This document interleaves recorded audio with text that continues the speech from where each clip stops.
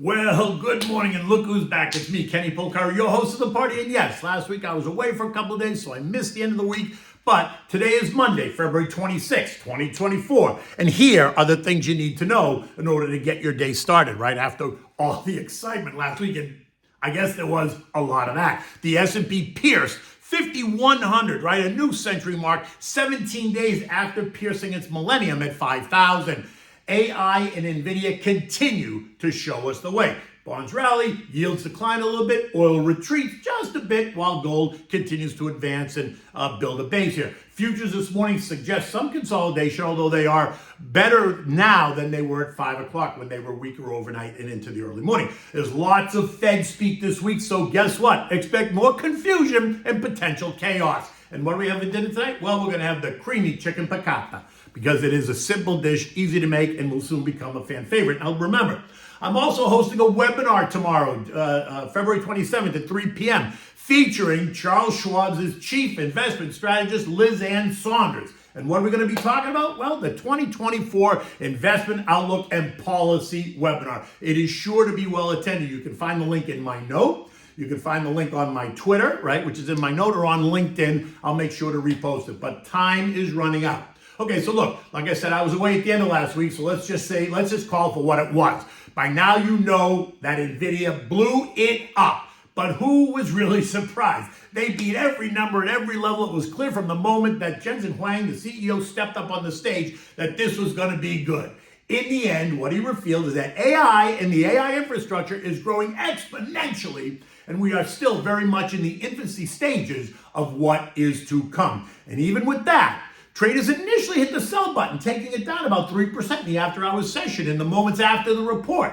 This after they had already taken it down 6% on some profit taking in the days leading up to that report, right? It tested as low as 667, a level that had found some support early in February. And when it was clear that the sellers had been exhausted, the buyers took complete advantage of the discount and took the stock up 156 points, taking its market capitalization to more than 1.9 trillion. The stock pierced $800 a share before settling in the week at $788. This now leaves the stock up 60% year to date, and that action helped to buoy the broader market into the end of the week. Now, by Friday at 4 o'clock, the Dow had gained 62 points, leaving it up 1.4% on the week.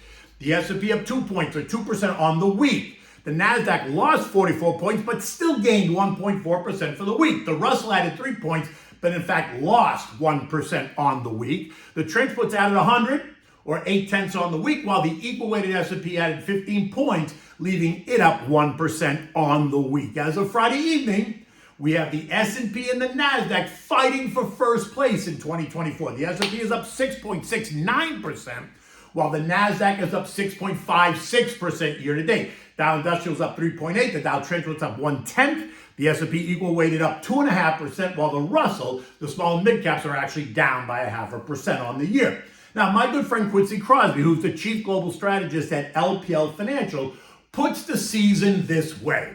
The major catalyst for markets, absent rate cuts throughout the year, would be, by necessity, earnings. And those earnings this season have not been so bad. 83% of companies reported have beat and offered up robust guidance, right? All while investors and traders and analysts continue to handicap the odds of at least one rate cut this year. And I say one because earlier there were some people expecting 4, 5, and maybe even 6 rate cuts, which was ridiculous to me.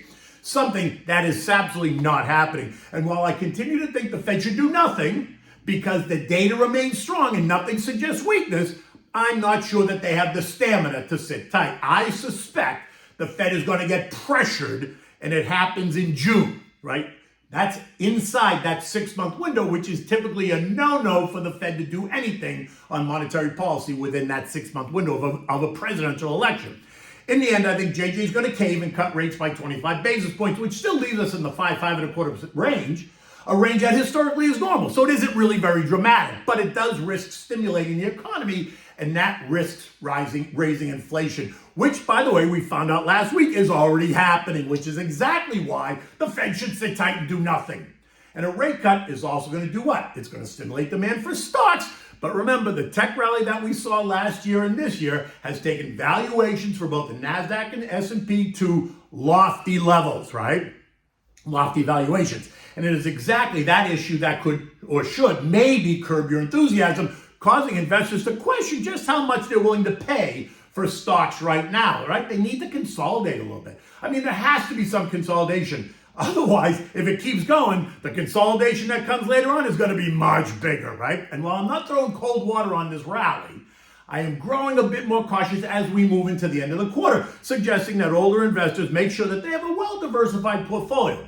Look, if you're 30 or 40 years old, time's on your side, so you could be further out on the risk scale. But if you're 50 plus, you want to be sure that you're a little bit more diversified, just to help protect you in any kind of rumbling, right?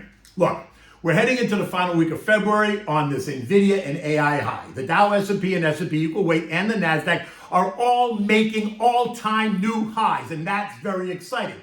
But it screams of buyer beware, right? Caveat emptor, and that means don't make emotional or FOMO type decisions, right? That fear of missing out. You didn't miss out. Don't let anyone tell you did. Now on Friday, the best performing S&P sector was nothing sexy at all unless utilities gives you a tingle up your spine. The XLU gained 0.7%. But remember, they're down 2% on the year. So is that viewed as an opportunity? That was followed by industrials and financials, basic materials, and healthcare, all up between 0.5 and 0.6%. Consumer staples up 0.3, real estate was up 0.1%, energy led the way lower, down 0.7, consumer discretionary down 0.5%, with communications and tech both down about 0.25%. Home builders, the XHB, was up 1% on the back of stronger existing home sales number this month versus last month, right? It was up 3.1% versus last month, was down 0.8, which suggests that today's new home sales number will also be stronger. The expectation is for a 3% increase month over month, but my gut says it's going to be stronger, and that's good for the home builders. Think Toll Brothers, KB Homes, Pulte Homes, Lennar. It's good for home products companies. Think Williams-Sonoma, Whirlpool, Lowe's, and Home Depot. And it's good for building equipment suppliers. Think TT, Masco, AWI, and NVR. All names that were higher on Friday and could be higher today if new home sales number is stronger than expected, because all that means is demand for housing and anything housing related will be strong. I mean, you can't build a house and not put a roof on it, or put flooring in it, or heating and air conditioning systems, or bathtub, toilets, sinks, windows, doors, appliances, roofing, siding, and foundations. Capiche? So new homes is a key indicator of kind of broader demand, not only in the economy, but in those sectors. We saw weakness in some tech subsectors, right? Disruptive tech was down 0.2, semis was down 1%, expanded tech down 0.2, while cybersecurity names were a bit higher. But remember, those names got slapped on the back of that poor Palo Alto Network report last week that took that name down 28% on Wednesday, causing the cyber ETF CIBR to lose 5.5% on Wednesday. Recall that the CEO of Palo Alto warned us of spending fatigue in cybersecurity, which makes absolutely no sense to me. I said I could not see spending less on cybersecurity needs. In fact, I think it's quite the opposite. And as a result, I would be a buyer of those names. And the 28% hit that Palo Alto took on Wednesday presented an interesting opportunity for traders and some long-term investors. And so apparently the market agreed with me. Cyber gained back 4.5% in the 2 days after it lost 5.5%. And Palo Alto gained 8.8% 2 days later after it lost 28%. So that's still much lower. Bonds gained a little with the TLT and TLH both higher by 1.2 and 0.8%, but they're still down on the year at negative 5% and down 4.25% respectively. The 2 years now yielding 4.67, down from 4.72%. The 10 years yielding 4.23, down from 4.34%. And the 30-year mortgage rates are still in the 7.25% range for a FICO score of anyone of 740 or greater. Oil's trading down 50 cents at $76 after testing a high of $78.50 last week. Tensions in the Mideast remain elevated, but haven't gotten worse. Nothing new in terms of peace talks in Israel, Gaza, or the Red Sea. So while the flames are just simmering at the moment, they could turn higher on any negative headline. Oil remains in the $75, $80 trading range. Gold, which got slammed 2 weeks ago on the back of the CPI report, has since regrouped and rallied back to that 2050 range, a level that had been trading since January. And while inflation remains a concern, gold action is telling you that it is not expecting CPI inflation to get much hotter, and so interest rates won't go up, and that's giving some new life to the gold trade. I still think we remain in the 2030, 2050 trading range. 2050 is trendline resistance, and we're going to get another inflation read this week. The PCE deflator, and that's expected to show an uptick in inflation, month over month up 0.3, and year over year up 2.4%. Ex-food and energy of plus 0.4% month over month and plus 2.8% year over year. And if that's the case, then I suspect that gold's going to churn, as that's what the market expects, right? But if it is stronger than that, then watch gold get punched in the face again as the dollar advances, in the idea that rate hikes are back on the table. I don't think they are, but that will be the conversation. In addition to the all-important PCE report on Thursday, eco data today is about new home sales. Tomorrow brings us durable goods, and they're expected to be down 5%, which is contradictory to a stronger housing number, right? We're also going to get Richmond Fed survey conference board consumer confidence of 115, which is stronger than last month's, right? So people are feeling better, supposedly. Second revision to the fourth quarter annualized GDP of 3.3%. That's flat month over month. Personal income and personal spending of up 0.4 and up 0.2%. U.S. futures this morning are lower. They were lower overnight. They were lower at 5 o'clock this morning, but they've since kind of balanced out. Dow futures are still off. Nasdaq slightly higher. The Russell and the S&P are just below the unchanged line. Investors are taking a breather after all the excitement last week and ahead of a busy week of eco data, including JJ's favorite inflation gauge, the PCE deflator. I suspect that we're going to see some more profit taking in the mega cap tech space, at least, ahead of this PCE report. Now, we're going to get a host of Fed heads taking the stage this week. What will they say now? On Wednesday, we're going to hear from Atlanta's Rafi Bostic and Boston's Susie Collins. And New York's Johnny Williams. On Thursday, it's going to be Chicago's Austin Goolsbee. It's going to be Rafi Bostic again, and then Cleveland Fed President Loretta Mester. And on Friday, guess what? We're going to hear from Rafi again. I think this guy gets paid for all these speeches, right? And San Fran's Mary Daly, who I'm not sure many people are going to pay this much attention to. Mary Daly, that is. Now, European markets are also lower this morning, consolidating after the excitement. Bank of England Governor Andy Bailey is set to address the nation on Tuesday. Eurozone economic activity and consumer confidence is due out on Wednesday. France, Germany, and Spain CPIs are due out on Thursday. Eurozone CPI is due out on Friday. In addition, the G20 finance ministers and central bankers are set to meet this Wednesday. So let's see what comes out of that. Don't expect much, but it is happening, so you know. The S&P closed at 5,088, up 2 points on Friday. But this was after it tested a new century mark at 5111 last week. And while it feels good to go higher, I continue to pick and choose my entry points cautiously, as it still feels a bit toppy and tired to me. I am looking for some more churn, and I expect the broader market to back off a bit just going into the end of the quarter. Not a disaster, but I'm being a little bit more patient. Money that's sitting on the side is just sitting in a government money market fund making 5%, so no worries. Markets never move in just one direction forever. Valuations get stretched and then they reprice. The repricing most times depends on how far they're stretched. Other times the repricing can happen because the story changes, like Palo Alto Networks, right? And as a long-term investor, you have to be able to know the difference. Call me to discuss. I'm happy to have this conversation with you.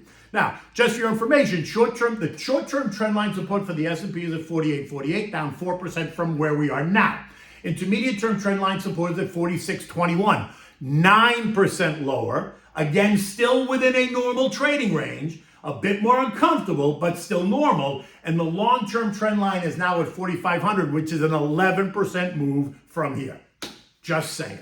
Okay. So, what do we have for dinner tonight? So, we're going to have chicken piccata, but this one's got a creamy texture to it. It is really delicious.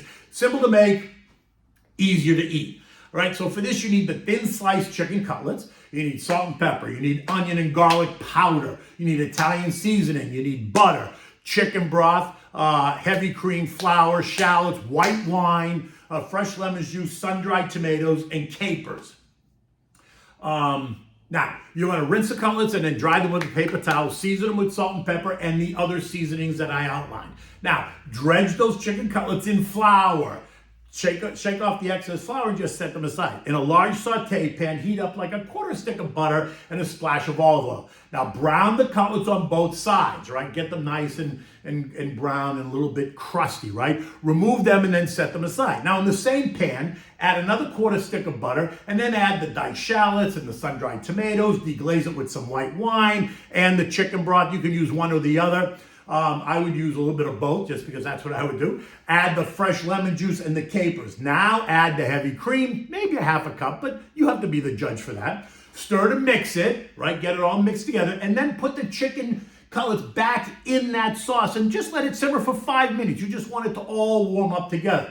When you serve this, serve this with a side of wild rice and a large mixed green salad that's dressed in a simple lemon and olive oil dressing, right? But you can put cucumbers and tomatoes and scallions in there. You can even put chunks of mozzarella if you want that, or you can put shaved grana padano cheese on it, whatever you want, whatever makes you feel good. You can't go wrong, right? In any event, it's a gorgeous day here in South Florida. Until tomorrow, take good care.